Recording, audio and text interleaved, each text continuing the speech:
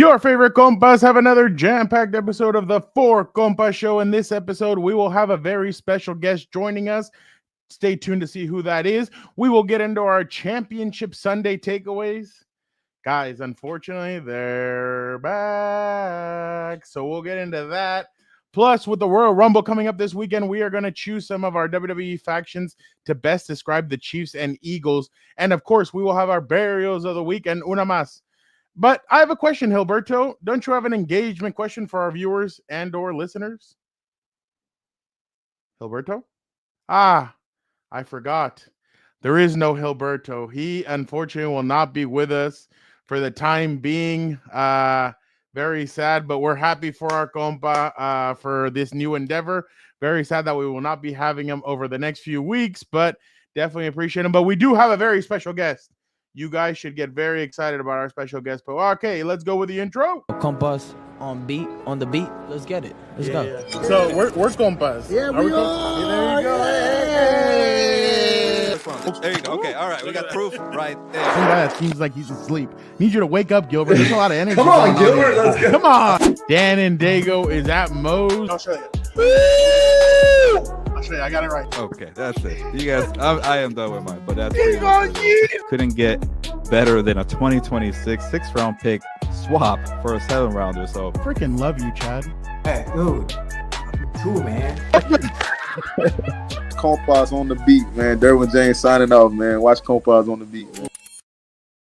Welcome, everybody, to the Four Compas. We are here. I know there is no HEELberto, but we will carry on this show. Big loss, but obviously we got some heavy hitters here joining us. Let's go first with our guy, Victor Producer.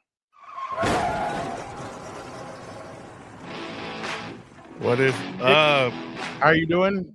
Doing good. Happy to be here. I know Nice we're weekend. missing Gilbert, but hey, it's all good. We got plenty we got a good pinch hitter in for him today. So happy to be here and can't wait for our guest to join us. You know what's funny? I think this next person that I'm about to introduce, he would agree with me. Vic, I said it 2 months ago, and I was called crazy. I said a healthy Jalen Hurts would have blown out the Commanders.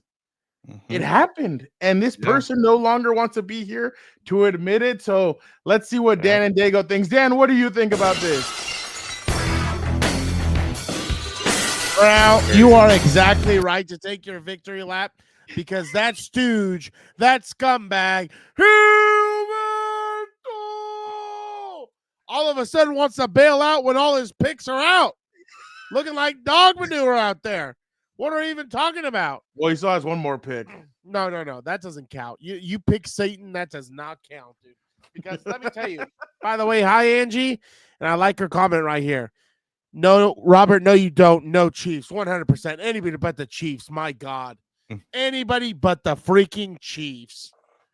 Dan, what were the scenes on Sunday with you in the second game? I couldn't see straight. I was so irate by the end of the game. I couldn't see straight.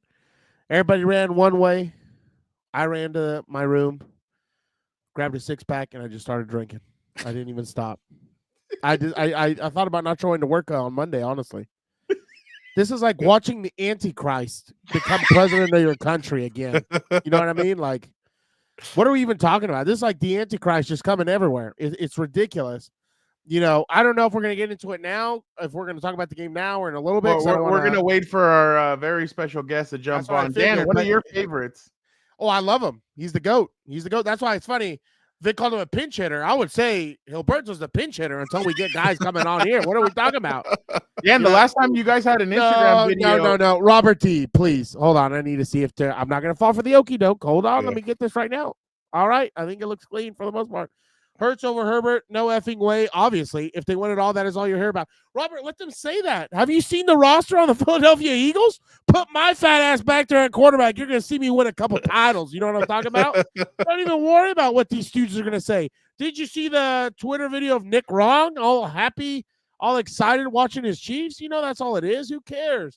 They probably all work at Fox Sports at that rate. Who knows how they got their jobs back? 100%. I would crown Jalen Hurts himself to prevent a three-peat. Dan, speaking of Fox Sports, before our guest comes on here, you know what's funny? I'm gonna bring this up. I hate to cut you off, but cheating Tom Brady records must fall, and Mahomes is the man to do it. Brian Smith, shout out to you if you're a Chiefs fan. I respect it, but I mean, He's a Rams fan. Oh well, whatever then. Oh, This look is at the a craziest tear. thing to me. Look at Look a here. tear. Shout out. This is the craziest thing to me. Everybody hates Tom Brady. Tom Brady won with the league against him. You think Goodell loved how many Super Bowls they won? You think Goodell was excited to see Bill Belichick make a mockery of him? You think Goodell liked seeing Matt Patricia coming off a plane with a Goodell clown shirt? The Chiefs are doing it with the league behind them. And like the craziest part to me personally is like Goodell hates Brady and the Patriots so much. He's trying to erase their accomplishments in their memory. And it's crazy to me, honestly. Dan, I would take the Patriots over these chumps any day. I have something for you. Shout out Brian then. This is for touchdown. Oh no. Conversions. What's wrong with it? It feels automatic. When the Eagles run it in the Super Bowl, Chiefs ain't going to be able to stop it. Just because they stop sure. they're not going to be able to stop Listen, this. listen. They may not get into the red zone. The Eagles might not get into the red zone. All right. Seriously? I think Kansas City's defense, we now have to be honest. Lockdown corner, dominant defensive line, multiple edge defenders, hyper athletic linebackers. I don't think people are giving Kansas City's defense credit. Really? Oh, I think it's really good. And it's really good in big games. I mean, the Bills. You think that yeah. Oh, they did that last year. There he is. Are you There he ready? is. We're ready. Dan, are you ready for the best intro song? I'm out ready, there? but I know he's going to try and piss me off, but I'm ready. Step up, bring it. Oh, hey. Somebody go get the answer. Eric D. Williams of Fox Sports. Thank you so much for jumping on with us, Eric. How are you doing? I'm doing good, fellas. Thanks for having me. Apologize for being late, but I couldn't get the hamsters going to get the internet working. Eric, you never have to apologize. We appreciate you obviously jumping on. Eric, there's no other show that treats you like this show. You have your own walk-up theme music. You get to see Dan. That's just icing on the cake, I'm sure, for you. It's a very unique experience, and I'm very appreciative of how you guys treat me. So thanks again for having me. You're welcome. You're the course. best. You're the best. We love having you on here. Eric- Even though I know you're going to try and just like You that. just like making fun of me. I get it. What are you talking about? If I wanted to make fun of somebody, I'd call the stooge over there in where the hell does he live? I already forgot. Was it Long Beach? I don't know. Somewhere in that godforsaken place they call Los Angeles. Somewhere over there. No offense to anybody who lives in LA, but my God. Eric, which game would you like to start with? Let's start with the NFC. I thought that was an interesting matchup with Washington and Philadelphia. I thought it was going to be closer, and it was close, till you got to the fourth quarter and they basically just started giving the ball to Philadelphia, and that was kind of the end of it for Washington. Your buddy coughed the ball up one time, and there were some other Crucial. There was that was a big one. No, it definitely was. Eric, when you look at can you even put into words what the addition of Saquon Barkley means to this team for the to Eagles me, team? like, this is why we shouldn't vote for MVP until this matter, right? And Saquon, every step, I mean, he just continues to show why, maybe he should be the MVP, because he's really carrying that team at this point. I mean, give Jalen his props. And Jalen played well. Yeah. He made a lot of big throws in that game in critical moments. Didn't turn the ball over, which I thought was important. But Saquon's so explosive, man. I mean, he can break it from anywhere on the field, and playing behind that offensive line, it's almost unfair with what he can do. Vic, what was your kind of analysis of the way you saw that game going? I was going to ask Eric if he thinks Barkley can get 2,500 yards now. Because, he had 2,000. He's already up to like 300 yards with the 2 games. If he gets another 150, he can get to 2,500. But in terms of what we're seeing from Saquon does this remind you of what we saw from Terrell Davis with Denver in 97 and 98? Wow, Eric, he's trying to date you. That wasn't even Dan No. Rye that did that. I'm just saying. Hey, I was No. I was old enough to watch those games, so I remember. Me too, that's why. It does remind you a lot of what TD was doing back then because he was just beasting, just like Saquon's doing right now. I mean, he just kind of put the team on his back and just said, "Yeah, just ride me. We're gonna win it." So yeah, it does kind of remind me of that. It reminds me a little bit of what Marshawn was giving Seattle when they were able to get to the Super Bowl. I mean, Marshawn carried that offense in a similar manner, but Marshawn wasn't near as explosive as Saquon is. Eric, one of my analysis was the way that they were able to interchange centers. One center went the first half in oh my god, I can't Dickerson. Kendrickson, and then It the was second Cam half, Jurgens that came in. Jurgens then came in the second half, and I mean those guys are obviously going to have a chance to get healthy, but that was just an impressive showing by both guys. Being it, one handles the first half, the second one says, "You know what? I know you can't go. Let me do the second half," and that offensive line didn't skip a beat, and it really is one of the best in football. And Saquon even said it after the game was over. He's like, "Look, this is a surreal moment, but this is the reason why I came to this team. I knew that this team had the best chance to go win a Super Bowl." And you have to say that, especially with the offensive line that he's running behind. You're just saying that because Daniel's here, though, right? You just kind of want to give the O-line a little bit of love. Look at this guy. You want to give the non-athletes some love. I get it. I mean, non-athletes. Hey, what did anybody can go out there and run fast, dude. You poke the bear, right? Yeah, that's where you're going. No, I figured you were saving your silver bullets for the next game. When I played, I mean, the athletes played running back, and the guys that couldn't run the football, they played guard. I mean, that's what happened. Sure, that's what happens. Haven't you seen the way these guys pull majestically? Are you kidding me? Anybody could run behind these guys. They could put all four of us back and we'd all get 100 yards. I was gonna say that, Dan. And I'm just messing with you. I think Saquon has over 1,000 yards before he's touched this season. Yeah. That's a crazy number. Yeah. I mean, 1,000 yards before somebody touches you, and you're Saquon Barkley. I mean, again, it's almost unfair the kind of holds he's able to run to, and he gets to the second level so quickly. I mean, if you're a defensive back, you really have no chance. Oh yeah, you saw on Sunday they didn't touch him on the first touchdown until he was like 15 yards downfield. Like, my God, that's why I was gonna go back to you were trying to give Jalen Hurts his flowers, but I mean, come on, let's be real, Eric. This guy just has to exist between the 5 seconds he snaps the ball and the 2 and he hands it off to Booby. That's all he's got to do. Don't turn the ball over, and when it's his turn to run, he's just got to be fast as hell and avoid everybody and not turn the ball over, because that's what worries me. This guy, I can't have this guy fumble again, Eric, in the Super Bowl. They're our last chance, okay? I'm putting the fate of the universe in the hands of 2 running backs, okay? That's a problem for me. I don't feel good, but I need them to finish the job this time. They better be motivated. And they're facing a very good defensive coordinator in Spags, who's hitting all the right spots and what's. I mean, he's legit. That blitz he called, hate to bounce around here, but that last defensive play by the Chiefs, he dials up that blitz, cornerback blitz at the right time, forces Allen to get rid of it before he wants to. Allen actually makes a miraculous throw to create an opportunity, and Kincaid can't drop the fair or drops the fair catch punt. I mean, all he has to do is just secure that, and they, that's what Kansas City does. I mean, they make you make really tough plays, to move on. Are we going into this one? Sorry, Daniel. No. Don't apologize to me. Apologize to America. Look what you're doing.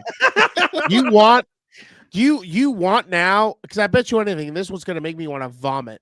In a booth, I'm going to see that idiot pop star, the mother, the overweight child who's a Tic Tac star, and now the one who gets abused in the WNBA, who's their poster child / whipping girl that they hit all left and right. So I can't do it. I can't do this anymore. I'm losing my mind, Eric. This is not okay. It's gonna be tough for you in the Big Easy, man. It's not going to be good. I don't even know if I'm Thankfully, gonna do it. thankfully, there's a lot of good food that you can eat while you're there. I don't know if that's help enough. make you feel better. I might just eat as much as I can and swim in the Mississippi and hope it takes me out to sea. And that's it. I'm gone. Eric, does that mean that you're leaning more Yeah, towards I wouldn't recommend swimming in the Mississippi. I would not. Who do cares? that. It's all over. Eric, are you leaning towards Kansas City? I mean, I do think there's a path that Philadelphia can win. I mean, I don't think it's a foregone conclusion that this is going to be the Chiefs and they're just going to run away with this. I do think that the Eagles, because of Saquon, and if Hurts takes care of the football, and their defense is legit, like they have they are legit dudes at all three levels of their defense. Cooper DeJean, so Blankenship. Shout out. Yeah. The converted outside backer that's playing inside backer for them. I'm blanking on his name. Zach Bond.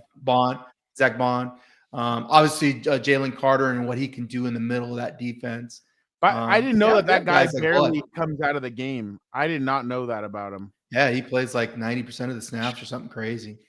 Dog. Yeah, Special a teams beast. guy, and was You think converted to linebacker this year, which is it's been an impressive offseason for the Eagles. I mean, I was very critical of Howie Roseman, and I mean he hit it out at the ballpark. I mean, with the two DBs that he drafted, and then getting Saquon, and going and signing Big Fangio. But I was going to ask you, Eric, you were talking about Spagnuolo earlier, and one of the things that's kind of been getting lost, and I haven't heard anybody talk about this, but shouldn't assistant coaches eventually, like a defensive coordinator or an offensive coordinator, be eligible for the Hall of Fame? Because you see what Steve Spagnuolo, he's also responsible for beating Tom Brady in the Super Bowl. He was with those Giants teams that won the Super Bowl as well. He kept Brady from winning another Super Bowl. So, I mean, don't you think that some of these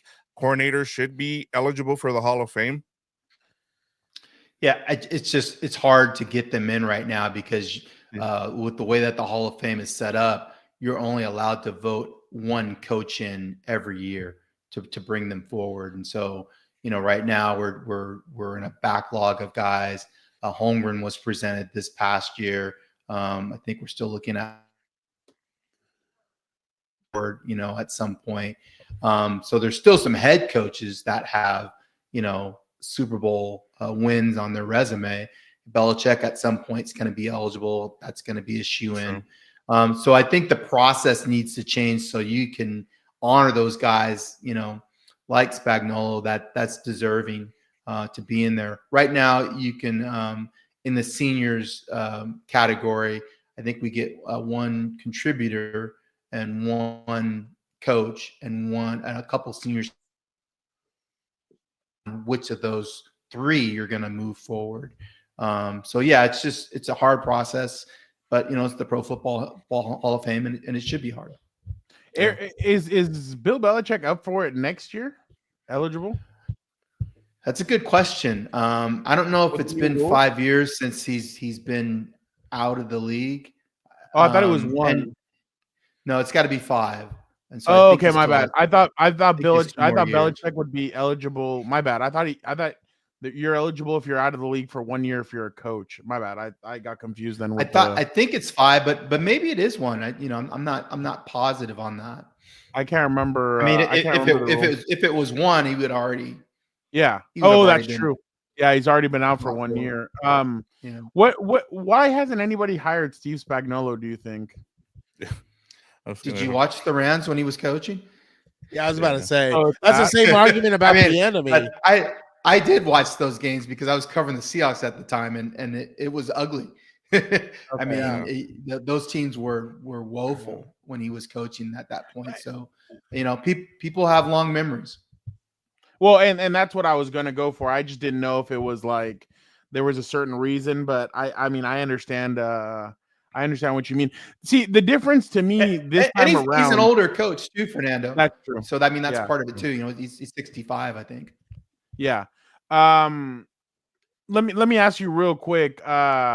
We got a question here from. Okay, there you go. Here, shout out. Shout out Thank to you, you, Amir. Amir. Eric, last time the Eagles won a title, they beat the GOAT Patriots. It will happen again. I promise. Eagles 27, Chiefs 23. So If there you it's go. that You have close, there's no chance in hell if it's that close, the Eagles are going to pull it out. I mean, let's be real. They're Eric, gonna bring back Philly special. Nick Foles is gonna come back and suit oh, dude, they need something. They need something. Eric, but I feel like this. I mean, last time they had a little bit of too much youth, I think, at coordinator positions. And I'm not trying to knock the Cardinals head coach, but I feel like Fangio and I'm not going to say his system, but in the past he has done well against Mahomes and in some areas. Obviously, they do well against Mahomes, and I feel like the addition of Saquon Barkley could be two big keys to them being able to at least be right there with the Chiefs down the line. Well, first of all, my boy Jonathan Gannon and Shane Steichen are taking strays up in here. With No. Are you kidding me? You want to talk about strays for Shane Steichen? You need to tune into the show out of Indiana. That stuff's been crazy to watch. Yeah. Oh yeah. No. I just meant like, doesn't Jonathan Gannon have a better record right now than Steichen? Probably. Or am I? Probably. No, I mean, no, I think Steichen's Steichen won 9 games in. It's pretty close. Like he had 8. I don't think it's far. And I mean, they got Eric and HEELberto's quarterback out in Arizona, so that's a struggle in and of itself. It's like, who do you prefer, that guy or the best quarterback? 5'9" quarterback out there, man. Oh yeah, is he going to tap his head next and he's got to come out, or no? You think? He's not going to tap his head. He's just going to scream at the coach, telling him to change the play. What? I mean, what did you see from the Bills on Sunday, Eric, and why do you think they didn't get it done? Don't lie. I mean, I'm not gonna lie. After I'm a little nervous. I think it was the defense. I mean, we were concerned about how they would play defensively, because they played lighter personnel. They tried to spy with times. But I don't think they got enough pressure consistently on Mahomes to make him give up the football quicker than maybe he wanted.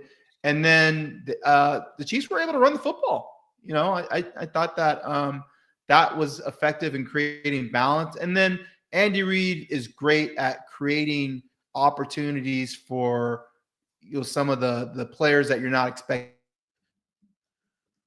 getting the ball there to seal the game. I mean, you're not expecting him to get the ball in that situation, and he makes a big play. I thought Xavier Worthy was huge in that game, made a handful of big plays. The Smith-Schuster, on a crossing route, makes a big play. So, you're trying to take away, Kelsey and guys that are going to get the ball. Reid in critical moments draws up, plays for guys that you're not expecting to get it, and they come through for him. Eric, was it a first down? It doesn't matter. Oh, here we go. Yes, it does matter. It does matter. Of course it matters. Well, you say that like that's the reason they lost, and we know that's not, because there were 3 other times where they tried to sneak it. The Chiefs stopped them. What are we talking about? So, I mean, we can argue that, we should have laser technology, which I think that we should. Yeah. But I mean, at the end of the day, make it a certainty that you got the first down. Like, call a better play. That's how I. That's besides the point. That's besides. It wasn't the a point. great play. I agree because it hasn't worked all game. I agree with you on that. But for God's sake, Tony Romo draws a line on the screen and the bastard passes it. What are we talking about? And the play before the super accurate line that Tony Romo. Yeah, that was obviously it was the perfect angle. What are we talking about? On top of that, the play before Kincaid got the first down, and they marked him short. Yeah, what that are we is talking true. about? That's too missed. You're turning red. You need to. Because I'm pissed. Look what they're doing to the sport, Eric. Look where they're doing to the sport. They're trying to erase. This is the part that pisses me off. Everybody, I won't say you. I respect you a lot more than I do the Stooge. But the Stooge and a lot of those people think I'm crazy when I talk about this, when I'm not. The evidence is in the face of the viewer. They just don't want to see it, and that's not my fault either. It's not my fault. I've elevated my mind further up that I can see what's going on, but no one wants to listen, and that's Journalism, fine. Dan. You see the shit Journalism. I brought out for you? What are we Journalism talking one- about? Listen, this is how I feel about this conversation. You can talk about the game, being rigged or they get calls. It happens every game. So to me, like, You've been changing notes with that scumbag over there. He tells me the same shit. No, it doesn't. it no, happens it doesn't. every game. Every No, it game we're doesn't. complaining about Kansas City getting calls. So at the So end of the day, you just have to say, you know what? No, I mean, it's like being a sore loser. You're tired of getting beat every week, so you start making stuff up. Bullshit. No, I'd be irate. Instead of being accountable and saying, you know what, I lost. It's okay. I agree. It's okay to say I lost. I agree with part of that statement. I agree with part of that statement because you have got to put the game away and not put it in the ref's hands and all these other lames on the field. I agree with you at that point. But why is it? Because HEELberto tells me the same thing. And I don't mean to get super amped up against you because I know usually we're pretty friendly and banter, but I get pissed about this thing. And it's not with you, it's with the NFL and it's with them. But why is it every single time there's a break in the game, it goes for one team? One team every single time. And you want to call me crazy? Calls go against them. They had some calls go against them. Are you serious? The Chiefs had some. They actually had calls. I can't remember off the top of my head, but I think they had some calls go against them. And what did they do? There was an offside that should have. Yeah, there was an offside that should have been called against the Bills defense that wasn't on one of the plays where they converted. I mean, I look, and I'm with Dan in terms of some of the criticism that I have for the officials. Eric, my biggest thing has been, why do you have to change the officials when you get to the playoffs? You should have the same officials. If you've had a crew the whole season, that should be your crew. You shouldn't change them and put in an all-star crew. That's besides the point, Eric. But in terms of this game, and I'm with you in terms of, I think part of the frustration with a lot of fans, and I've kind of like had a 24 hours now to kind of dissect this game. The thing is with it is that the Chiefs are just really good at execution, and the other thing is they're great at going after your weaknesses. Like, one of the things that happened in this game that not a lot of people are talking about is the fact that the Bills lost one of their best cornerbacks in this game. They went right at Elam with those crossers. Like, every single play seemed like you look and you're like, how are they wide open? And then you look at the play and it's like it's a crosser. Even on that last play, it was beautifully designed. And one of the things I took away from it is, like, I keep falling for it with Andy Reid during the regular season. This man just he waits till the postseason to bring out his best playbook, because what we see during the regular season is that he self scouts and then he gets to the postseason and he's like, oh, you haven't seen anything yet. And then of course we're like wondering, well, where was this during the regular season? And we're like, oh yeah, this is going to be the season. They're finally going to be done. And nope. He just saves it for the postseason, and that's a great coach. And that's what Ben Johnson needs to learn. Ben Johnson was throwing out all their formations during the year, or all their stuff, and everybody's like, "Hey, save it for the postseason. We can still do this in the postseason." Then they get to the postseason, and I mean, they had that one Jameson Williams end around, but other than that, they weren't doing anything else like that. So I completely agree. But Eric, you can answer or comment on what he said. Well, a couple different things. I mean, you're right. Like, they save stuff for when they really need it, because they don't need to run that stuff to win games. They can just run their regular base offense and go out and beat you. But when they really got to have a play, they have stuff that they can draw on. I mean, Ben Johnson, he has Jared Goff running his offense. So I mean, that's a little different than having Patrick Mahomes running your offense. Well, I just meant in like terms of plays. Yeah. For when he really needed him, because Jared Goff is limited in terms of what he can do physically as an athlete And we know that because we watched him play for the Rams. And there's a reason Sean McVay said, I'm good. I want to have Matthew Stafford run my offense, not Jared Goff. So Ben's going to learn that as a head coach in Chicago, that maybe he needs to hold some stuff back and not, try to score 50 points a game, in games that don't mean as much. But I mean, you're right. I mean, I just feel like Andy Reid is the best in the business. Spagnuolo might be the best defensive coordinator in the business. And they're fortunate that nobody wants to hire him as a head coach because of what he did with the Rams.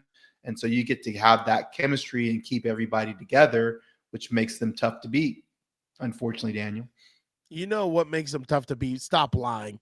Frown, do you have the tweet that I sent you yesterday? Can you pull that up? It's just you are about to witness the most manufactured dynasty in the history of this sport. It must rival whatever people felt in the 1919 World Series or whatever. The one about Goodell. Whatever the time it was fixed, who cares? I just can't believe this.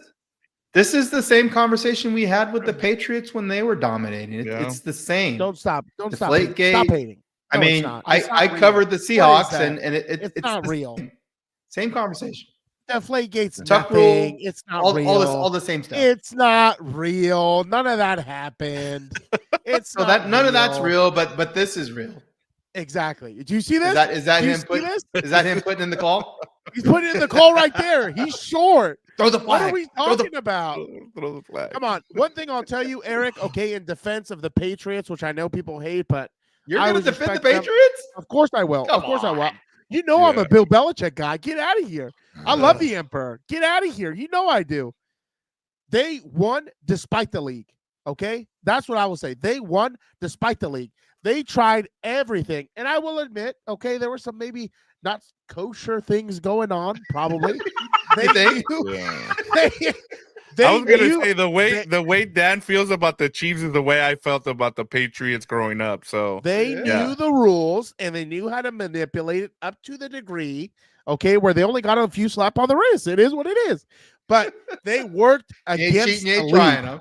They won despite the league, and they were a well-oiled machine. They played good football. What I see from these bums out here in Kansas City is not good football. I don't think they're very good. They get propped up when they need to be. If you watch, okay, I know this is going to be a big brain teaser for everybody out there. If you watch, I'm not even going to go to the first San Francisco Super Bowl. Just look at the last. How many is he? Oh, no, he's 1 and 2. No, you can look at all three. They're going to their 5th and 6th years, right? Yeah. Does he have 3 or he has 4? Yes, 3. Who did he beat? The Eagles last year? He beat Jimmy G. He beat Brock Purdy. Who did he beat last year? Oh, he beat last year the Niners, then the Eagles. Yeah. So he has 3 or he has 4? Yes, 3. I already forgot. Do you see what I'm living under? He has 4? No, he has 3. Yes, 3. You guys got it right. Patriots. No, he didn't beat the Patriots. What are you talking about? He lost to the Bucks. Eagles, Niners. Yeah. Yes. Yeah. So he has a chance to beat the 49ers twice and the Eagles twice. Those two franchises are screwing with Dan. But anyway, who cares? This is what I'm getting at. Okay, this is what I'm getting at. Shit, I already lost my train of thought. Oh, now I remember. If you look back at those Super Bowls, it comes down to one play, and guess who's the biggest playmaker? The one in the goddamn zebra shirt working at Foot Locker. That's where he deserves to be every single time. I don't even know what we're talking about. The last time, besides, Jalen Hurts' oopsie, there were supposed problems with cleats that the Eagles were wearing and at the grass field in Arizona. All of a sudden, no problem over there, obviously. Kansas City was prepared. They're going to be on turf. Don't worry. There's no grass in New Orleans. In my opinion, Eric, lights are going to go out when the Eagles are blowing out the Chiefs. If you are the Eagles and you do not put this game away like the Bucs did, you're not going to win the Super Bowl. It's going to be the most manufactured dynasty we've ever seen in our lives. For who? The Swifties and all these other band of idiots they have coming out of Kansas City. Eric, so did you think that what the Houston Texans said was just sore losers? Oh, totally. Oh, those guys lost. Oh God! I mean, that game. That didn't close. What are you talking about? They lost 23-14, That's correct? Like 10 points, right? Yeah. Yeah, 10 You points. take away 10 points from those drive sustainers that the Zebras helped them out with?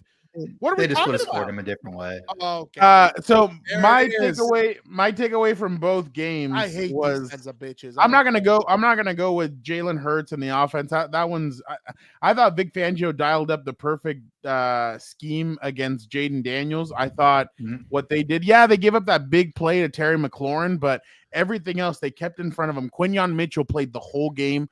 Quinyon Mitchell is a difference maker. He's something else. I think that whole defense is something that we have to be impressed with.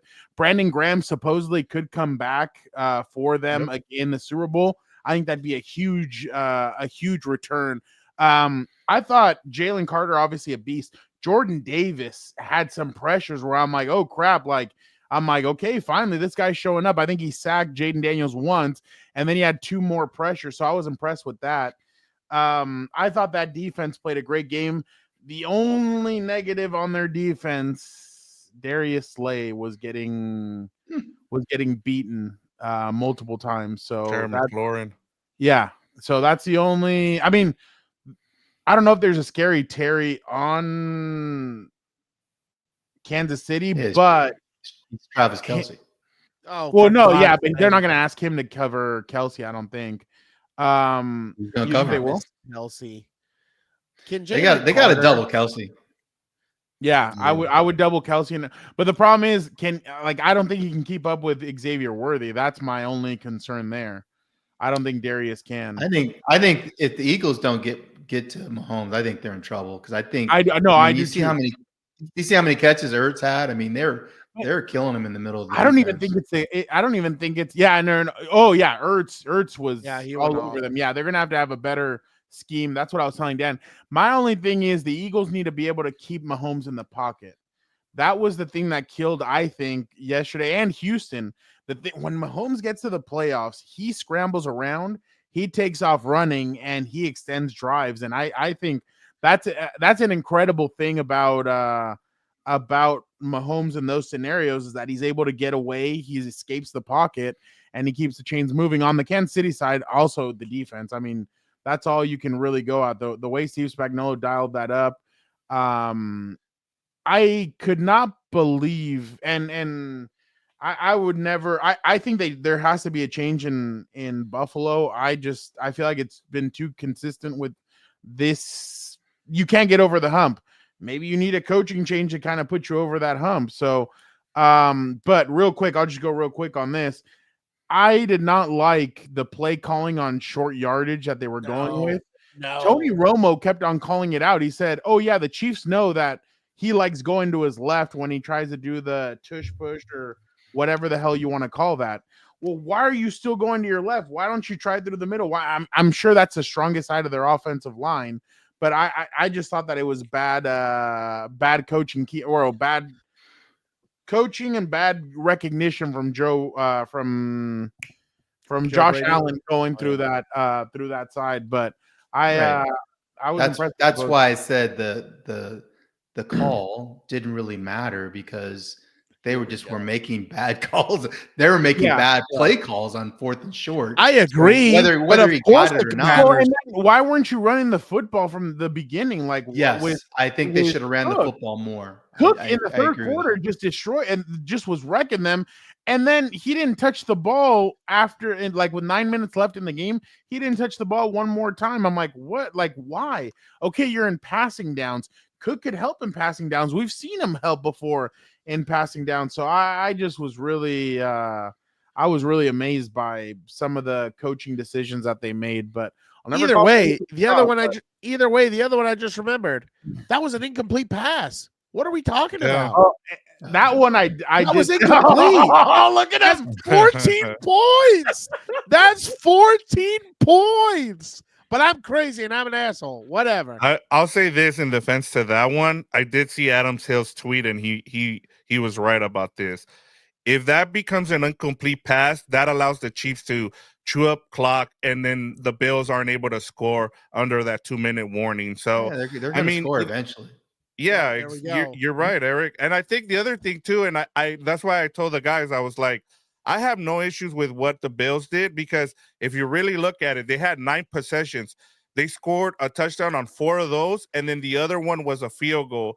I mean, they were efficient in terms of, yeah, Josh Allen started slow, but I think at the end of the day, I just go back to, look, when it comes to the playoffs, it's the team that can is able to do the little things, and the Chiefs just continue to do that. The Bills are just have bad luck. You had a Josh Allen who didn't turn the ball over. He wasn't playing the hero ball. The only time you saw him was when he had to jump over the line there to get the first down, and he fumbled, and they were able to recover. That was the other thing. I think they fumbled like 4 times, and they recovered all their fumbles. So man, sometimes you just run into a better team who out executes you. And Yeah, how did they get all those fumbles, Daniel? I mean, were the refs like kicking the ball back in the Bills' hands so they get them? What are we talking about? What fumbles are we talking about all of a sudden? Exactly. There's 14-point swing. Dan, what about that one I where mean, they called the offsides? This is on true. the 4 fumbles and 2 picks that were dropped. 6 times that fell for the Bills. Yes. Yeah. Dan, what about that one play that they called offsides on the defensive lineman and Jawan Taylor? Mahomes had fumbled on that play. Of course. You see what I'm talking about? Yeah. And it looks simultaneous. But like, this is where I can't even say anything. I was so irate on Sunday. I couldn't believe it. But like, going back to it, Josh Allen played hero ball on the 4th down. He should have checked it to the swing route. Why is he rolling towards the pressure? That was the part that tripped me out. Just hit your check down. Give him a chance. I hate everything. I don't know how long we have Eric for, but I did want to ask him about the coaching of that's the what I'm getting to. Yeah, that's what I'm going to get to now. Eric, obviously, well, let's go to 2 real quick clips, Eric, and then we'll get your thoughts on this. But this is new GM of the Raiders, John Spytek, and he talks about, he gives a shout out to his his former head coach, and Pete Carroll has some fun with it. He's still coaching to this day. He's like 75 years old. He can't give it up and win state championships all the time. So, Coach, I hope you're out there watching somewhere. I love you. Thanks for. Why are you looking at me? Just a guy that loves football, just like you. And then here's the last one. Seemed like people were really excited. There was a special guest at the Raiders, and this is funny. With our guys, I know that we have a good draw for people from out of town. There you go. Probably had a stroke. He was like, "What the hell's that?" Watch, settle down a little bit. For anybody with our guys. For anybody that doesn't know, that was Marshawn Lynch, former Seahawks running back, that was there, and he yelled Raiders, so he's excited. But why should fans, Eric, from your knowledge of covering him for all those years, why should Raider fans be excited about Pete Carroll joining? Because I know you were a strong advocate that the Bears should have hired him for his veteran leadership, him trying to help Caleb Williams and everything. But what do you think about the Raiders hiring him? I think it was a smart hire because Pete's been there and done that. His method of putting teams together is proven. He did it at SC. He did it in Seattle. He understands the step-by-step process of doing it, cutting his team down from the studs and building it from the ground up. His first year, like happy all the time, and they're playing music at practice. I'm like, what the heck is this? Like, this ain't the kind of practice I remember having when I was playing. Like, why are these people working harder? I'm thinking about all that stuff.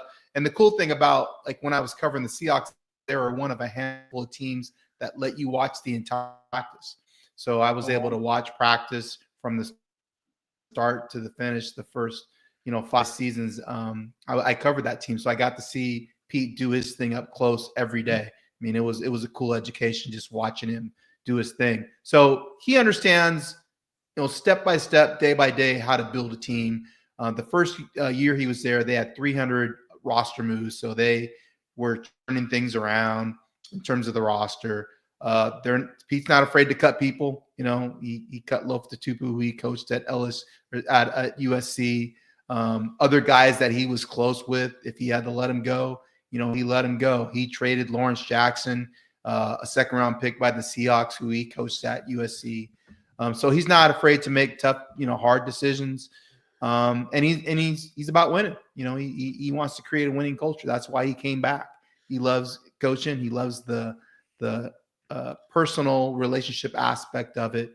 But the main thing is he knows what he's doing. And, you know, we don't know if Ben Johnson knows what he's doing. We're about to find out. But we know Very Pete. true. Good luck with the fingernail Peyton quarterback out there. That's not going to be easy. But what do you think? I think this is total horse manure. But what do you think about the rumor that he wants to reunite with Danger Russ? You know, I think that would just be such a mistake. But I mean, what do I know? I just think the Chiefs, you know, are getting pushed the whole way. What do I know? All right, call me crazy. I don't think Russ is going to Vegas just because of the way things ended. I mean, Russ tried to get Pete fired. I mean, that was part of what was going on up there. So I don't know why Pete would want to bring that person back. Exactly. You know, and have to coach him. I think the guy that he wants is Geno. I think if Seattle is going to move on from Geno, which is a possibility. It would probably have to be a trade at this point, but Seattle could outright release him. Pete likes having a quarterback that can echo his vision to everybody else on the roster. And that's what Russ did expertly the first dozen so years that he was there. But then he kind of got a little full of himself and thought that he was the person making it happen when, in fact, it was really Pete and the defense that was making it happen. He was listening to the media. I can tell you that. Yeah, I was Eric, I was telling the guys, I was like, I can totally see them. I don't think they're gonna draft a quarterback in the first round. They'll probably go with the secondary guy like Will Johnson from Michigan. If he's there, they're gonna choose him just because he likes to build his team from the back end and forward. Like he's gonna rebuild that secondary. But in terms of what do you think they do with their coordinators? Because I know there's been a lot of speculation in terms of who's going to be in charge of doing that. Is it going to be John Spytek? Is it going to be him? So just wanted to pick your brain in terms of what do you think, which way they go with their coordinators there? They can go a lot of different ways. I mean, Pete has a lot of different people he could pull from. I mean, obviously he has a relationship with Gus, you know, from their time together in Seattle. Gus was with the Raiders previously. So that makes some sense. Chris Richard is another guy that you know serves as a defense coordinator in Seattle. Could make some sense there as well. But he's also cool with going outside of the box and bringing in somebody that you know was experienced with the Vic Fangio defense. You know, so he'll look at Brandon it. Staley? I wouldn't rule out Brandon Staley. I mean, I'm being real. Like if he thinks Brandon Staley is the guy that's you know, is best for that job, like he'll bring him in. He'll take a look at everybody. That's another thing that's cool about Pete. Like, even though he's 73 years old, he's not stuck in his ways. He's willing to like try things that are outside of the box. Same thing with the offensive coordinator. Whoever he brings in the offensive coordinator, I think is going to have some kind of West Coast principles though, because that's important to him. Being able to run the football, being able to run play action, things that stress the defense. He's going to want in terms of what that person is doing on offense, including a quarterback that can run a little bit. I love what oh my bad, I was going to pull this up. I love what Brandon says here. He's going to bring back Danger Russ just so he can cut him again. I love it. I love it. Eric, we'll just ask you about two more moves and then we'll let you go. Again, appreciate you so much for jumping on. Eric, I don't know if you saw this video. What do you make of it? Duval. Oh man. Duval. Eric, what did you make? You're you're Eric, you're one of the best people that I know. You're a straightforward guy. You tell it the way it is. All the crisscrossing, all the not hitting the line back of the Buccaneers after agreeing to that contract, after all this drama that happened, what do you make of the Liam Cohen and Jacksonville Jaguars? And even, I mean, I saw Buccaneers fans fighting on social media against Jaguar fans, and they were going at it and everything. Just what do you make of all that drama with him and that video, obviously? Hey, the guy's trying to get his money, and more power to him, because the owners will do the same thing in that situation. 1,000. and do guys dirty. It happens all the time with players. So he's trying to do what's best for himself and his family. You're talking about making $4.5 million as the offensive coordinator for the Bucs versus making 12 to 13 million, as the head coach for the Jacksonville Jaguars. That's a lot of money. So I understand kind of that gray area where you're not sure how to handle that situation because you want to. He basically was trying to have his cake and eat it too. He wanted a fallback plan in case things didn't work out with Jacksonville. And oh, by the way, look at the way Jacksonville handles their business. Can you blame him? Yeah. Fallback and we plan saw in it with. case things. I was gonna say we saw it with Bobby Slowick. He was. That's why you go and you get these head coaching jobs because they might not be available and you might end up getting fired.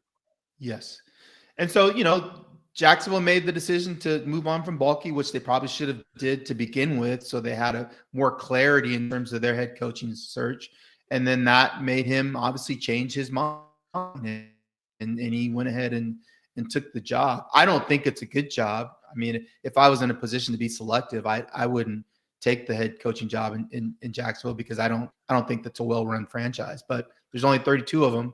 Obviously, you believe Trevor Lawrence. I don't believe in Trevor Lawrence either. That'd be another reason I wouldn't take that job. But we'll see what he's able to do with Trevor. Let me ask you, with the openings, would you say that's the worst one, or Dallas, or which one do you think is the worst one?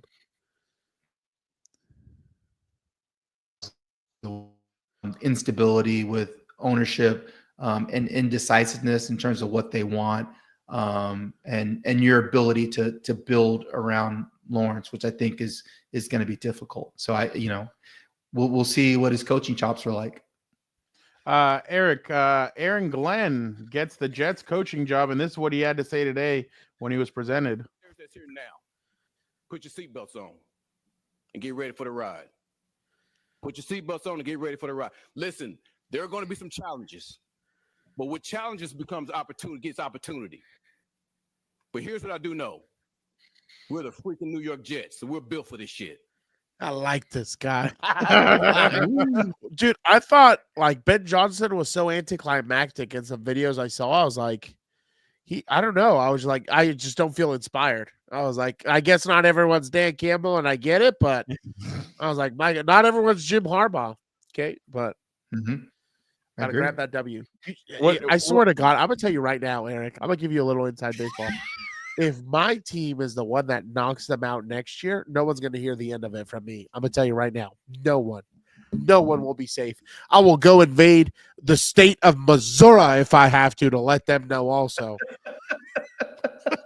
But I was gonna tell you, what's a little. You gotta beat Houston first. So shut up with your negativity, dude. You know what happens, okay? See, Angel knows it's the HEELberto curse. Do you know what he was saying the week we were playing that Texans? Oh, it's a bye week. Oh, they're not that good. They're struggling, and look what happens. But don't worry, we're gonna have a new team next year. They're gonna Eric, are you impressed with Aaron Glenn, or do you feel like he'll do a good job there? Good coach, has some swag. Some of those comments, those are going to be clipped and used against him. So I hope they win some games early, because everybody keeps receipts now on social media, and he came out pretty hot. But he was a good player too now, and he was. Yeah, the guy that played with a lot of swag and a lot of heat, as a corner, which he's a small corner. So that's how those guys have to roll. So I hope they win. Who's going to play quarterback? That's my concern. Aaron Rodgers, the doctor. The doctor is in the building. The doctor. He's going to go on a dark retreat. And he's going to be in the darkness after he takes his ayahuasca and he's vomiting and he's diarrheaing all over the place, and he's gonna say, "You know what? The elder beings have told me I'm coming back." Is somebody gonna go like this? Exactly. Lay hands on his Achilles and heal. Exactly. He's like, you know what? I'm coming back, and the elder told me I'm gonna beat Patrick Mahomes in the AFC Championship next year. No, it's gonna be you, Dan. You're right. It's gonna be me, but he'll beat him in the divisional. Then I don't care. He can beat him some other time. You have to beat him. It's my time. Can I just say? You know what would be hilarious that ends up happening is that the Jets draft Shador Sanders, and then he has to be the one that is the mentor there. It would honestly it would be crazy if that happened. In to be fair, in his documentary, Jordan Love did come out and say, "I know that the cameras and everything else presented something different."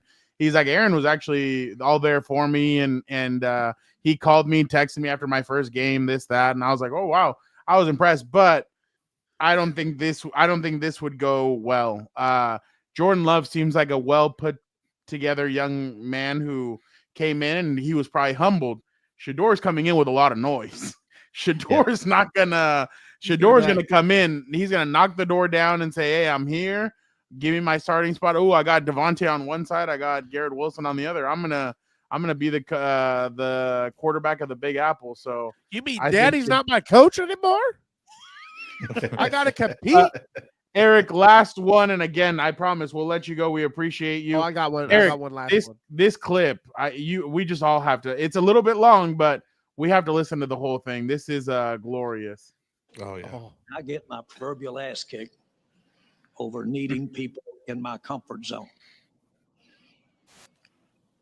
Without this thing being about me in any way, if you don't think I can't operate out of my comfort zone, you're so wrong. It's unbelievable. This is as big a risk. What a loser. As big a risk as you could take. No head coaching experience. That let me share something with you. With all of that, you've just heard him reference his osmosis, his family. Anybody in this room that doesn't believe the apple doesn't go far from the tree has missed it someplace down the road, especially if there was an effort to make it that way, and there was an effort. But then you go around to the countless numbers of coaches that Shotty has served on staff with and been around, the countless players. How often do you have someone that has 25, I'm going to say 25, it may be 26, of years of working through the human relationship and working, aspiring to learn, of have his ears and eyes wide open and looking for techniques and looking for things that make coaches better. I don't even know what he said half of the time, but he needs to go to Hollywood. My God, I was moved. I don't even know what he said. Eric, you basically I could watch Jerry talk for hours. Oh dude, that's why we did that 8-hour drive up to Cowboys last year, huh, Eric? Oxnard, Oxnard, just to hear him talk. But Eric, it kind of felt like he kind of threw his head coach under the bus. It was really weird. Was Brian right next to him? I know Brian was right next to him. He's like, he has no head coaching experience. None of this. This is a big risk. Exactly. Eric, what did you make of all that? And the hire, and then what Jerry Jones said? Yeah, I actually wrote about this today. I know Shot a little bit just because he coached in Seattle, and I still talk to players that were up there when he was coaching. And guys like him. He's got a little swag to him. That was one of the issues in Seattle was he coached Russ hard, and Russ didn't like it. So he kind of got on him. And so he's the kind of guy that brings that kind of heat as a coach, which guys like that, the coaches that are a little edgy. Is it a risk? No, obviously it's not a risk. I mean, he was already on the staff. They're not going to pay him very much money. So that's Jerry being Jerry saying those things. I like the legacy, with his dad being Marty and him being a coach's son and growing up in the business. I think that helps and adds to what he brings. I don't hate the hire. I know people are killing, Jerry. They should be killing Jerry because he didn't cast a wide net and do an actual search like the other teams did, because they kind of got caught with their pants down a little bit because of what happened with Mike McCarthy. He was in the contract situations, and Mike just kind of walking away and going, "No, I'm good. I'm going to go find an opportunity else." So that put him in a bad situation. But I bottom line, I think Schottenheimer can coach. I think he'll win games. Will he win playoff games? That's really the question. Are they going to be able to make a deep playoff run with him as the head coach? That's to be determined. I like that. Thank you so much, Eric. Vic, any last questions for Eric? Yeah, I was just gonna say, who gets that last coaching vacancy? If is it Cliff or is it gonna be Mike McCarthy down in New Orleans or someone else? I think it's going to be McCarthy. He has a relationship with Mickey Loomis. He coached there previously. I think Derek Carr is probably best in a West Coast system. McCarthy runs a West Coast system, so he could get Carr playing to a respectable level. Seems like it makes sense that he would land there, but I wouldn't rule out Kingsbury. I think it would be a good opportunity for him. But I have a feeling that Cliff would rather coach Jaden Daniels than Derek Carr. Dan, do you have a final question for Yeah, Eric? just last thing, kind of a question and comment. I think the Bills need to fire McDermott. Why not hire Bill Belichick? The guy is the only man who's beaten. Hold on, before you laugh at me now. He's the only man in this era who's beaten the Chiefs to go to a Super Bowl, besides Joe Burrow, I guess, and Zach Taylor. He's one of two. Think about that. Why not? I thought you were gonna say bring back Rex Ryan. No. I'm not gonna go that far. That was for the Jets, not for the Bills. But this guy knows how to close out games. This guy knows how to win games, and more importantly, win the important games. So that's just my take. But my question to you is, do you think they should move on from Sean McDermott? And if so, who do you think would be a good replacement? Or if you don't have a replacement, then don't worry. Just tell me if you think he should be fired. Okay, I'll answer both questions. I don't think they should hire Belichick because I don't think Belichick is great at evaluating players. I think that was the issue in New England when you look at their roster and who they brought in. I think he can still coach. I think he's one of the smartest coaches that we've ever had in the league. I mean, how can you not think that and watching his teams over the years? But I do question his ability to evaluate talent at this point in his career. I don't think they should move on from McDermott. I think they're close.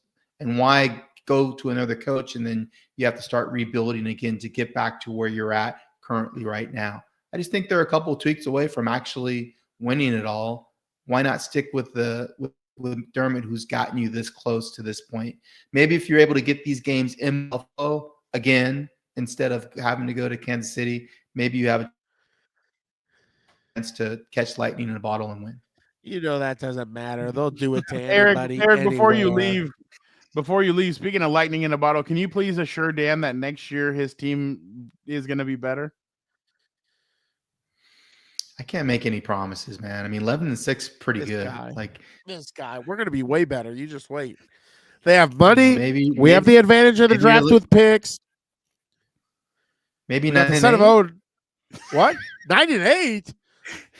I just went 9-8 with a bunch of 99-cent players. What are we talking about? You got Pete in the division now. I mean, so you're going to actually Pete to play the Raiders. Pete? You want me to be worried about Sean? I'm not worried about either of those two. We're going to sweep them again. What's your deal? Okay. I'm not worried. Those guys do not like each other. Good. Because you know what? That's going to mean Raider Week's going to mean something again, and I'm excited for that. It's not. I'm not even worried about that. I'm not even worried. We're going to be a lot better next year. Okay. Eric, thank you so much. Thank you, Eric. You better be careful. You're not going to see me again. Eric, speaking of seeing you, we will see you on Wednesday. Thank you so much, Eric, for jumping on with us. Dan will be there, by the way, on Wednesday, so I'm sure you're excited. See you later, my guy. Oh, I am excited. Get some more pizza. You should be. I can't believe I took that bet like an idiot. Thank you so much to Eric Williams for jumping on. Vic, I wanted you to give we already talked about my takeaway, Dan's takeaway during the thing. You give yours, and then we'll head into the last segment.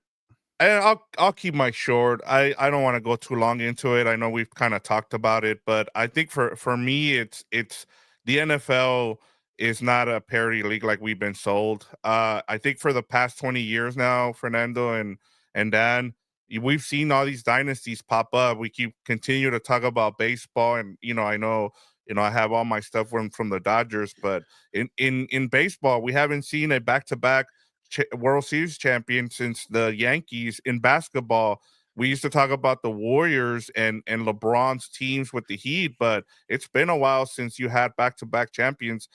Here with the NFL now, you're starting to see we're getting the same. We're getting a sequel now between the Eagles and the Chiefs, and and whether or not it's a good thing or a bad thing, we know that the NFL is going to continue to be the most popular sport in the U.S. But at some point, you can continue to sell us on the fact that there's parity. One of the other things too, not just talking about the Chiefs and the Eagles and the Bills and the same teams. I mean, we saw that, what was it, the same teams in the AFC that we saw the Final Four were the same ones from last year. Not only that, but you saw the gap winding, getting bigger between the good teams and the bad teams. You saw the NFC North had a bunch of teams that had over 10 wins, except for the Bears. And so you're starting to see that there's, what is the saying from Macho Man? The cream always, gets to the top. Rises to the top. And that's just the way it's been going for the NFL. The NFL has gotten better in terms of, like, there's no patience. And I think that's part of the problem. I thought you made a great point, Fernando, a couple of weeks ago when you started saying that a lot of the owners are getting super old. And, instead of being patient because they're old, they're just, they're firing, coaches left and right and GMs. And so a lot of the teams that have, a good stability, they've been the ones that have been able to win. The Rams, the Vikings, you see, they can have an off year, but they can come back and reload. And you just continue to see it because a lot of these teams don't want to be patient enough. And I thought, with Eric talking about Pete Carroll, I thought, yeah, he's old. He's going to be 74, but you need a guy that can have stability like him. Who knows how long he's going to be around for the Raiders. The other thing, too, with the Raiders, talking about that, is like, when was the last time one of their coaches lasted more than 2 or 3 years? The same thing with the Chargers. It's been a while now that they have a Jim Harbaugh out there. They've been able to kind of stabilize the same thing. Same thing with the Broncos. I think the Broncos are going to be in it. I can't wait to see what the AFC West turns into, because you have like stability at the coaching position, which you kind of been missing. And so, yeah, I can't wait. But yeah, it's been a revolving door in the whole, in the league. Like, even Mark Davis said today, and he had to have said this with humor, but he's like, I don't want to be a owner that fires coaches every 2 years, or I'm doing this more and more. Dude, you kind of already are doing that. So yeah, I agree with you. Real quick, let's jump over and do a matching WWE factions with the Super Bowl teams. I honestly can't even do it because I only see one thing here. Okay. I see Roman Reigns and like the tribal chief against Cody Rhodes. And just because, hold on, finish the story. They lost to them last time, like they did. Like Cody lost to Roman a couple years ago. And now you're gonna disrespect our tribal chief like that? Are you kidding me? Dan, this is what you want to see. I know this is what you want to see happen.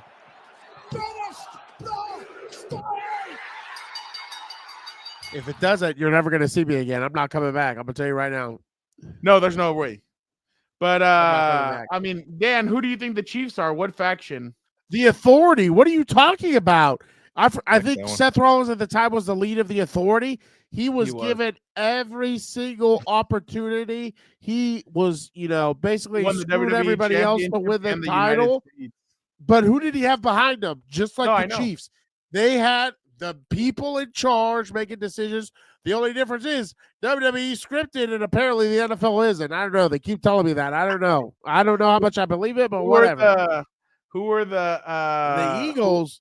The Eagles are D-Generation X, whoever you need them to be. Yes. I think DX was the one who took on the Authority. I don't remember, though. No, or maybe it was the Shield. I don't remember. Triple H was in the Authority. Oh, yeah, you're right. It wasn't DX then. Who was it that took them on? Was it the Shield? Maybe it was Roman Reigns and who cares? Who I need them to be is the people who take on the Authority and beat them. I can't watch them have another confetti parade and all this other crap. I can't do it. It can't happen. Yeah, like I thought about a lot of the old school ones. Like you had like the Heart Foundation. I was like, who can I make the Chiefs the Heart Foundation, or even like the Eagles? I thought of the Rock with what was the name of the one that Rock Nation of something Nation. Domination. Yeah, I thought about Nation that of with the Domination. Eagles. The one that he brought up, the Shield, I thought that one was really good. It's just hard to figure out where these teams are at, but yeah, I the Four Horsemen I thought about too. I was like, well, where can you put it? And like, uh, I feel like the Four Horsemen were more like the Patriots with Brady. I wouldn't put it with the Chiefs, and so I think I think the Eagles, at the end of the day, I just came up with the Judgment Day. I just feel like they added a new, I feel like Rhea Ripley was Saquon Barkley, and they're just, they got some newcomers like Quinyon Mitchell, guys, and they had guys like Zach Vaughn, who's like, what was it? What's his name? Damian Priest. Damian Priest. Yeah, like Oh, that's where I came up with. I in terms of the Chiefs, I think you're right. I think it's the OG bloodline, just because you need to beat them, like you need to finish the story there with Cody Rhodes, and that's why I was think that- going with that. I mean, yeah. they brought in some new people to, like, Cody had John Cena come in, The Undertaker, Seth Rollins, and all these guys. That's why I'm like, they've gotten Cooper DeJean, they have Quinyon Mitchell, like they have the Eagles have a much improved team than the Chiefs that year could match you points for points. This Chiefs team can't match you points for points. No matter the way that they're disguising it, I get it. I just don't think that they can match you points for points the way they could in years past. And part of me thinks that Kareem Hunt is going to put the ball on the ground against the we have to remember Kareem Hunt has never won a Super Bowl with the Chiefs.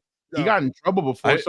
I'm wondering where that's going to factor in this week. I forgot he won the rushing title as a rookie. Yeah. No, he was explosive. And then what happened in that hotel room obviously got him. The Eagles need to put the game away, period. They need to do what the Bucks did. Be physical, challenge these receivers, and get after Mahomes and keep him in the pocket. That's the only chance they have. And on offense, don't turn the ball over. Run the football. Run the football. Run the football. That's a crazy stat. He's 0-6 in his career. Yeah, but I'll say Denver, this. In Denver, he never had a quarterback. No, Miami, that's true. Yeah, here and they were close games. I remember those games were like in under 20. So yeah, we'll see. That game last year in Germany really impressed me. Wait, they didn't play Philly this year, did they? I don't know. No, they beat them last year. Yeah, last year he wasn't there. He was in Miami. That was when Nick Sirianni went ballistic on against the Chiefs. The Chiefs fans. If I was a Dolphins beat reporter, and let's just say that I love it. Let's just say that the he said the Super Bowl as a consultant. Yeah, I don't know. I don't know. He was a consultant because with Jonathan Gannon. Yeah, I remember 3 years ago. I'm interested to see what they're gonna do with this game, but I don't know. We got a whole week to kind of talk about it and be out there. We should. We're gonna talk about it, but we're gonna try to have a show from out there. Yeah. We'll try and we don't know how much we're gonna. Well, we're obviously gonna have a bunch of interviews, stuff like that. We'll try to have a show on, not Monday, because Monday is media night. Monday is media night. Tuesday, I think Tuesday will be the best time. Yeah, we'll probably have a show from out there. So make sure you guys are all tuned in. Did we want to do burial or? Okay. Yep. Cool. Anybody but the devil magic. Vic, why don't you start us off with your burial? Yeah, Eric kind of talked about it. Mine is the Rooney Rule. It's just become a sham. So we'll like, I mean, we saw what happened with the Cowboys. Like they didn't even put a lot of names out there. We saw what happened with the Patriots. One tweet. Yeah, they tweeted and two guys there. It's just, why do we keep doing this? Making a mockery of this rule. Like, at this point, just get rid of it.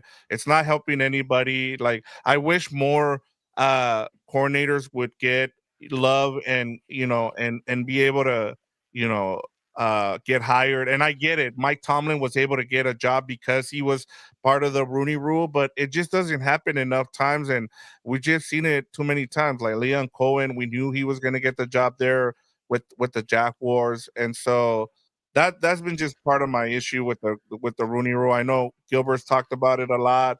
It's just getting to the point where it's just like, why do we even have this rule? Like, I feel bad for a lot of the minority coaches, because they should be getting better looks instead of getting those sham interviews. I mean, Patrick Graham was interviewing for the head coaching job when Leon Cohen was brought back in because they fired Brent Bulky. I mean, like, it's just, I feel bad. Like I said, I keep saying it, but we got to get rid of the Rooney Rule. Didn't they say that Robert Saleh was at the airport getting ready to go to Jacksonville, and then he ended up detouring to I think San Fran. So no, and that's why, I mean, Dan and I have been saying this for a while too, that it's just not a good rule, just because, I mean, owners are going to do whatever they want to do.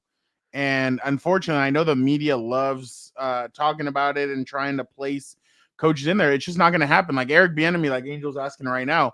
Yeah. Eric Bieniemy was a huge proprietor of that, but it came out that he didn't call the plays.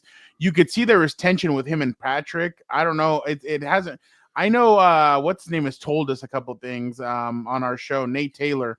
Oh, by the way, another year of Nate Taylor on the show. On mine, Radio Row. So good guy. I just hate the TV covers. I know. But yeah, it's just one of those things where it just it's a little bit of a. Then you have that story with Brian Flores where the whole Belichick thing where he texted the wrong Brian. It was supposed to be Brian Dave. I mean, it just it's hilarious.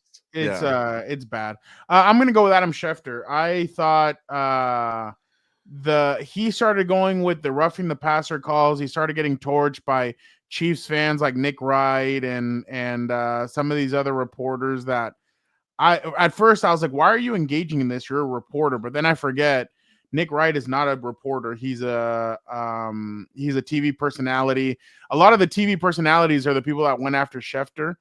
And I just, in my opinion, one, I think journalism is completely topsy-turvy now, especially with the way people were attacking him.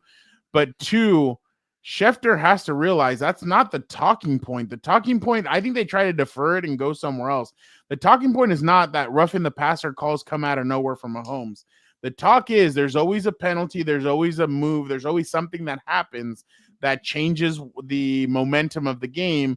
And that's kind of the issue that fans have had. But I thought he hijacked it and he made it more to seem about the roughing the passer call, and that's not what people are talking about. People are talking about the different play selection, because Nick Wright obviously was like, oh well, Josh Allen has gotten this many roughing the passer calls and this and that, but that's not what the issue is. The issue is the different style of penalties that come out at different moments. Vic, I don't know if you saw this. When he threw that pass to Dalton Kincaid, you heard Jim Nantz say there's a flag on the field. Yes, and he said it multiple times. There are two flags on the field, and then Tony's like, no, I don't think there is. And then the refs were like, they were just panning to Dalton Kincaid. They didn't even pan out and do that out to see Mahomes come on the field. Nothing. So I was a little bit like, I wonder what would have happened if Kincaid makes that pass. Would they have called holding, or what would they have called? That would have been interesting to see. But again, I'm not a conspiracy theorist. I have been on this for a couple of years now, that I feel like everybody changes their style whenever they play Kansas City for some odd reason. And I feel like that's what Philly cannot do this time. I think Nick Sirianni's learned a lot from facing them 2 years ago. Vic Fangio's now there. Saquon Barkley, I think, is a huge tool that I think they just need to run. But my bad. I'm not trying to break down the game. We'll do that next week. I just think that Schefter kind of took it, ran with it, and I thought that it was kind of dumb for him to go that way. But it is. Yeah. I think. Yeah, no, I was gonna say I think part of it too, Fernando, is that we're starting to get into that gray area with insiders and whether or not they want to have opinions with what they do. Like You're just an thought, insider. right? Like Yeah. I get it. Like you're getting paid a bunch of money. You want to be able to, like, he's going on Pat McAfee's show, and I think part of that gray area is like, are you there to report or are you there to have a conversation and give your opinion? Because that's two things that we as journalists, people who have studied for this and have been told like, hey, you're either doing your job is to report and not give your opinion unless you're writing a column or something like that. And I think and so I think that's the thing with Schefter, that he's kind of like, one of the things I do appreciate about Ian Rappaport is the fact that, he waits till the off season to kind of give his opinion. Yeah. He doesn't do it during the regular season. And so that's the thing that you kind of have to, that's the problem with all these guys making that much money is, and look, he's done some shady stuff. We've seen it with the stream video that he put out there, and he continues to get away with it because, look, we saw it with ESPN. Once Walsh left, they went and got Shams.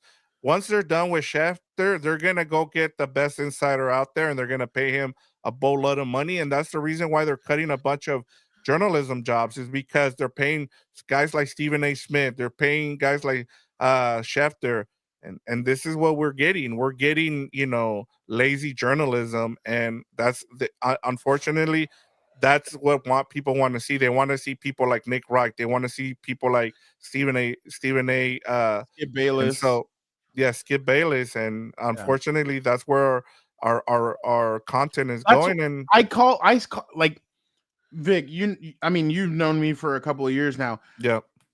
I call Skip Bayless a genius. Oh, he started is. something. Him and Woody Page Yes. started something that Skip, I think, took advantage of it, and I think Woody kind of got left behind because he kept his journalism integrity. Yeah. But I feel like Skip just took it, ran with it, and he made millions of dollars, and he laughed all the way to the bank. I mean, I think his last year at Fox, he was making 15 to 18 million dollars a year. Like, that's ridiculous. Like, getting paid more than the players. Yeah. So I think Skip Bayless was a genius, but I do think it hurt journalism and the integrity of it, and now everybody sees it. And you have Nick Wright over here champion putting stuff out there and just putting it, like, he put that picture of him looking at the TV screen excited, like, I'm like, buddy, what are you doing? But again, it's different. Their media personalities are not really media, so I get it. Dan, I know yours is short and sweet. Yeah, I already kind of went through it with Eric. Yeah, Josh Allen. Yeah, here I wanted to post this because he has it's the same one as you. It's from Angel. He says my burial is, where the hell is Josh Allen hate? He can't be Mahomes, and he's like the sweetheart of the media now. Yeah, it's ridiculous. There was times, honestly, I didn't understand also.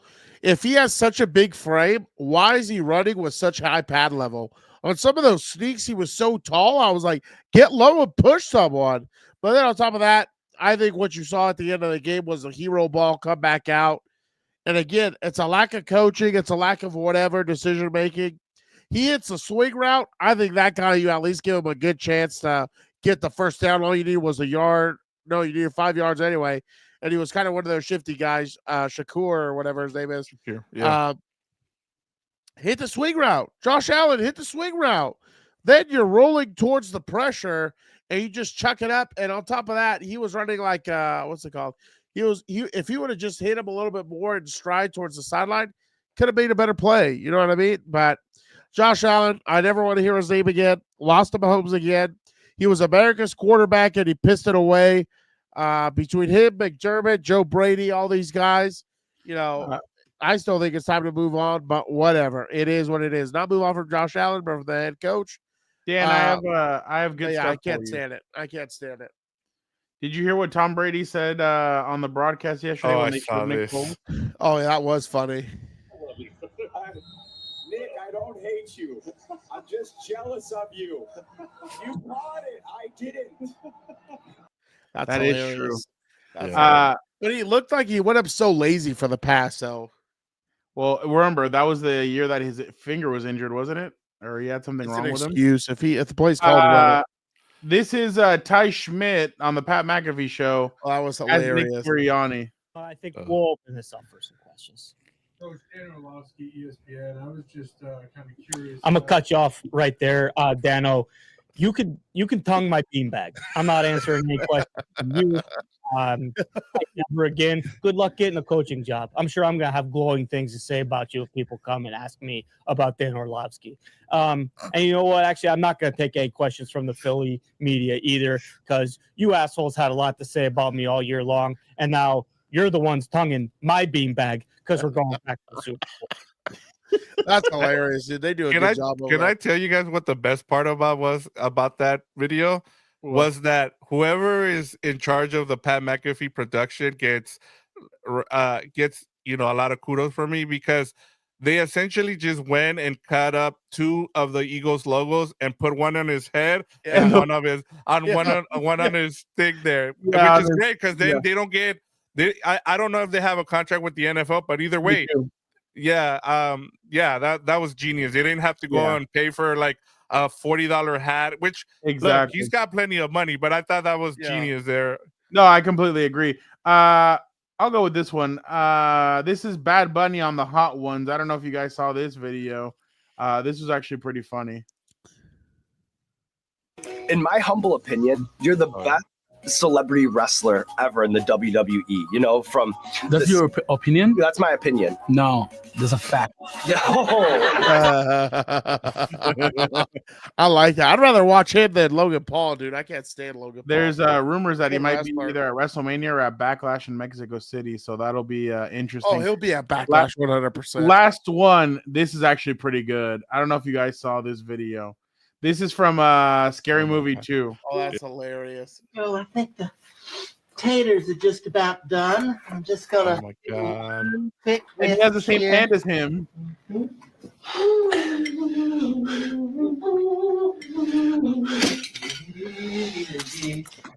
Okay, now dig in. That's hilarious. That's hilarious. That movie was hilarious. Dude, Scary Movie 2. Yeah, no, for sure. All right. Thank you to everybody who jumped on and watched this episode of the Four Compas.